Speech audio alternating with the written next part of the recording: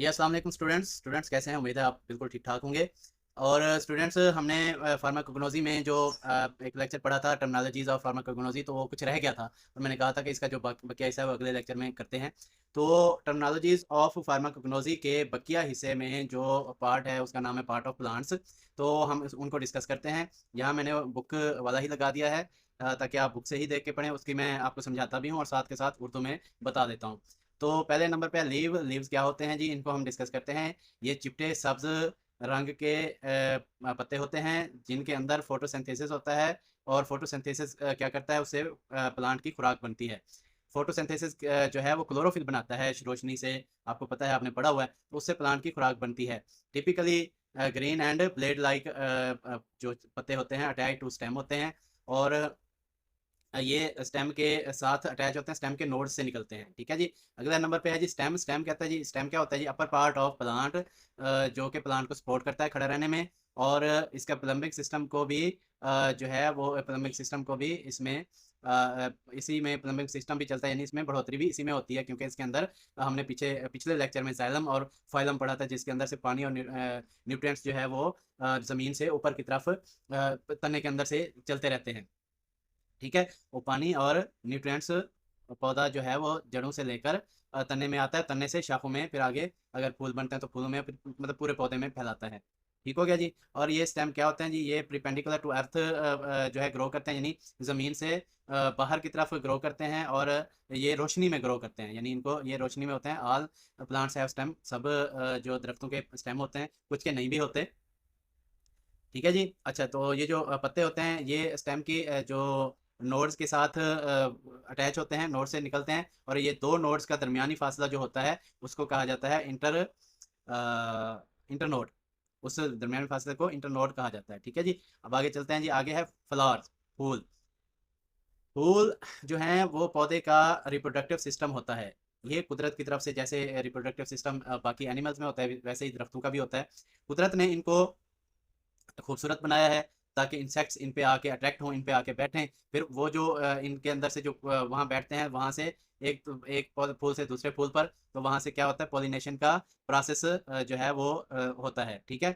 तो उसे हम फूलों से क्या करते हैं, हम रिवायती दवाइयाँ जो है फूलों से वो बनाते हैं। जैसे हम पहले हम खाते थे, जैसे हमने फार्माकोलॉजी में इसको डिस्कस भी किया हुआ है कि पहले ज़माने में यही चीज़ें डायरेक्ट खाई जाती थी, अब इनसे दवाइयाँ बनती हैं।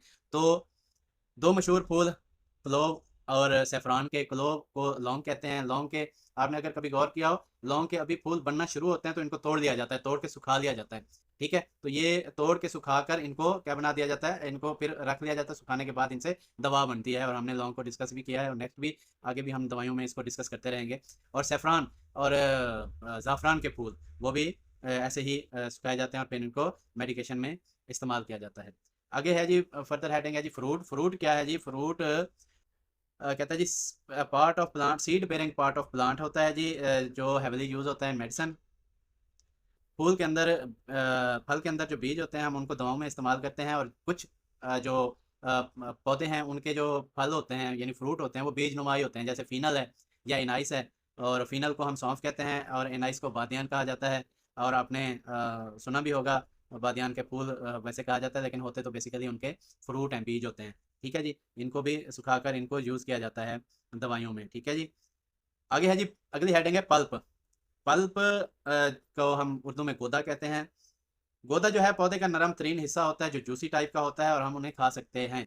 जैसे हम एलोवेरा की मिसाल देते हैं। एलोवेरा में गोदा होता है, जिसको जिसको जेल भी कहा, एलोवेरा जेल भी कहा जाता है। तो उस जेल को हम यूज़ करते हैं मेडिसिनल उसमें भी, और अपने मतलब के हेयर की थेरापी में भी, अपने बालों के लिए भी उसको यूज़ करते हैं। ठीक है जी। आगे है सीड। सीड्स क्या हैं जी, सीड हैं जी पौधे के एम्ब्रियोनिक हिस्सा होता है। और अगर इसको फेवरेबल कंडीशन मिल जाए तो ये अपने अंदर से पौधा जो है निकालने की ताकत रखता है। आपने अक्सर देखा होगा कोई बीज होता है तो उसको एक जगह से निशान होता है, वहां से जो है वो एम्ब्रियोनिक उसका पार्ट होता है, वहीं से नया पौधा निकलता है। जैसे आप खजूर की गुठली देखें, आजकल रमज़ान का महीना चल रहा है, तो हम रोज़ाना रोज़ा इफ्तार करते हैं खजूर के साथ। तो उसकी गुठली देखें, दरमियान में उसके ना एक होता है सुराख नुमा, या एक वहां से तना निकलने की जगह होती है।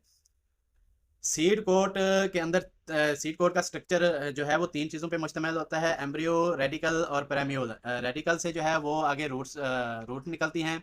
और प्राइम्यूल से क्या है, वो तना निकलता है, वो ज़मीन को उखाड़ कर बाहर आ जाता है और तना बन जाता है, जबकि एम्ब्रियो जो है वो उसकी खुराक बन जाता है। ठीक है जी। और इसके लिए जो हमारी दवाइयों में इस्तेमाल होते हैं ज़्यादातर, जिनको हम सीड्स कहते हैं, उनमें कार्डामोम के सीड्स हैं, या आलमंड ऑयल, या कोई भी मिसाल ले लें जो सीड्स वाली दवाइयाँ हैं, सीड्स से दवाइयाँ बनती हैं। आगे है जी, अगली हेडिंग है जी रूट। रूट्स क्या हैं जी, ये ज़मीन से अटैच होती हैं और पौधे का अहम तरीन हिस्सा हैं। और क्या करते हैं जी, पौधे को ज़मीन में गाढ़े रखती हैं, उसको पौधे को ज़मीन में ताकत सपोर्ट करती हैं, ताकि वो ज़मीन पे सीधा खड़ा रहे। उसके बाद ज़मीन से के अंदर रूट्स फैल जाती हैं और अंदर से पानी और न्यूट्रिएंट्स जज़्ब करके वो तने में देती हैं, और तने से हमने तने में डिस्कस किया कि वो ऊपर जाते हैं, पूरे पौधे को डिस्ट्रीब्यूट करते हैं, पूरे पौधे में चले जाते हैं। तो जो नरिशमेंट है पौधे की, वो कहाँ से होती है, रूट से होती है। रूट क्या है, वो प्लांट के नीचे ज़मीन के अंदर का हिस्सा होता है, और जो प्लांट के ज़मीन का बाहर का हिस्सा होता है उसे शॉट्स कहते हैं। ठीक है जी। तो हाँ जी, बस इतना ही है, उस बार वाले से कुछ शॉर्ट कहते हैं। अच्छा, अब है अगली हेडिंग है बार्क। बार्क क्या है जी, दरख्त की छाल होती है, दरख्त के तने की हिफाजत करती है। छाल के अंदर जो मेडिसिनल प्रॉपर्टीज़ होती हैं वो बहुत ज़्यादा होती हैं, या मेडिसिनल पावर होती है वो बहुत ज़्यादा होती है। और उससे क्या, उनमें जो है दो मशहूर जो हैं, ओक बार और सिनकोना बार्क मशहूर हैं, जो दवाइयों में इस्तेमाल होती हैं। सिनकोना बार्क से आपकी मलेरिया की दवाइयाँ बनती हैं, क्यूनिन दवाई का नाम है, वो बनती है। तो इसमें जो है इतनी ताकत जो छाल के अंदर वुड होती है उसमें नहीं होती, जितनी मेडिसिनल पावर आपकी छाल में, बार्क में होती है। ठीक है जी। आगे है जी वुड। वुड क्या होता है जी, लकड़ी का जो लकड़ी को हम वुड कहते हैं, और हम इनको दवाइयों में इस्तेमाल करते हैं। कुछ पौधे नरम होते हैं, उनकी लकड़ी भी नरम होती है, कुछ पौधे सख्त होते हैं, उनकी लकड़ी जो है सख्त होती है। जैसे हमने अभी जिक्र किया है बार्क में, कि बार्क में ज़्यादा मेडिसिनल प्रॉपर्टीज़ होती हैं, लेकिन मेडिसिनल प्रॉपर्टीज़ के हवाले से देखा जाए तो इसमें भी क्या नाम है, वुड में भी मेडिसिनल पावर होती है, वुड से भी दवाइयाँ बनती हैं। आगे है जी बल्ब। बल्ब क्या होता है जी, फ्लैशी स्ट्रक्चर होता है, और इससे पत्ते और इसके बल्ब के स्केल, बल्ब से स्केल बनते हैं, स्केल से फिर पत्ते बनते हैं, या पत्ते जुड़े होते हैं इनसे, जाहिर बात है वहीं से बनते हैं, और फिर उनसे जुड़े होते हैं, अटैच होते हैं। बल्ब को की मिसाल अगर देखें तो हम ऑनियन की मिसाल लेते हैं, और अपना आपकी बुक में भी ऑनियन को डिस्कस किया गया है।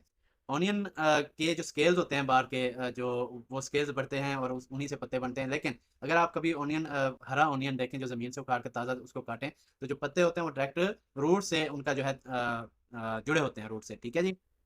ये भी दवाइयों में इस्तेमाल होते हैं। और वैसे भी आपका जो ऑनियन है या गार्लिक है, ये हम लोग अब भी इस्तेमाल करते हैं एज ए सैलड, तो इसको खाते हैं, इसमें मेडिसिनल पावर है और ये हमें हाजमे में और बाकी चीज़ों में मदद देती हैं। उसके बाद है जी रेज्यूम्स। रेज्यूम्स हमने स्टेम को पढ़ा कि वो ज़मीन के ऊपर रोशनी में बनता है। ठीक है जी। ये रेज्यूम्स को भी आप स्टेम का की मिसाल लेंगे, लेकिन in case of resumes stem जो है वो ज़मीन के अंदर बनता है। ठीक है, और नरम भी होता है, और ज़मीन के अंदर बढ़ता है, और इससे पत्ते भी निकलते हैं, और इससे नया स्टेम भी निकलता है, क्योंकि इसके ऊपर नोड्स भी होते हैं। ठीक है। और इसकी जो मिसाल है वो हल्दी और अदरक की है, जो ज़मीन के अंदर जो फ्लैशी वुडी स्टेम बनाते हैं, जिसको हम बाद में मेडिसिनल और प्रॉपर्टीज़ की वजह से वैसे भी यूज़, मेडिसिन में भी यूज़ करते हैं, वैसे भी अपने किचन में भी यूज़ करते हैं। ठीक है जी। उसके बाद है हर्ब। हर्ब क्या होता है जी, जड़ी बूटियाँ होती हैं जिनमें लकड़ी नहीं बनती, लेकिन उनको जो है हम इस्तेमाल करते हैं वो दवाइयों में। गर्मी की तपश से ये जल भी जाते हैं, सूख भी जाती हैं, और इनमें दो तरह की होती हैं, एक सालाना होती हैं जो हर साल नई निकलती हैं और फिर ख़त्म भी हो जाती हैं, और कुछ होती हैं जो साल से ज़्यादा भी जो रेजिस्ट करती हैं, इस इन्वायरमेंट में रह जाती हैं।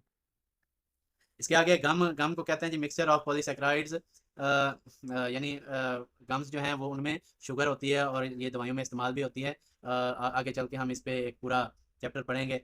तो ये पॉलीसेक्राइड होते हैं, इनको कार्बोहाइड्रेट्स की सब्जेक्ट में हम पढ़ेंगे। इनकी मिसाल में गैमाकेशिया है, और ट्रैगरकांथ है, और ये ट्रैगरकांथ जो है गूंद कतीरा कहा जाता है, ये बहुत ज़्यादा इस्तेमाल होती है दवाइयों में। और जो अपना फार्मास्यूटिकल इंडस्ट्रीज़ हैं इसको खुद ही पैदा करते हैं, अपनी काश्त करते हैं, और ज़्यादा से ज़्यादा इसका इस्तेमाल होता है। आगे है जी रेजेंस। रेजेंस क्या है जी, मिक्सर ऑफ एसेंशियल ऑयल। और ये क्या होता है जी, ऐसे ऑयल होते हैं जिनके ऑयल के अंदर से पौधे की खुशबू भी आती है। मिसाल के तौर पर आप इसमें से कोई भी ले लें, लेकिन इनमें जो एलमंड ऑयल और ये चीज़ें, सॉरी अदरक का और मिर्ह का, लुबान का, ये मशहूर हैं ऑयल हैं, एसेंशियल ऑयल हैं। एसेंशियल का मतलब यही होता है ज़रूरी, जो ज़िंदगी के लिए ज़रूरी हैं। और इनका क्या होता है, ये बीज के अंदर शीज़ो जेनिक कैविटीज़ होती हैं, उनके अंदर से ये जो तेल निकलता है उसको रेजेंस कहा जाता है। ठीक है जी स्टूडेंट्स, अब तक के लिए इतना ही, फिर मिलते हैं नेक्स्ट लेक्चर में। तो अगले अब हम इसको प्रॉपर पढ़ना शुरू कर देंगे। टर्मिनोलॉजीज भी हमने समझ ली, टर्मिनोलॉजीज के बाद पार्ट्स ऑफ प्लांट भी समझ लिए। अब हम इसको प्रॉपर पढ़ना शुरू कर देंगे।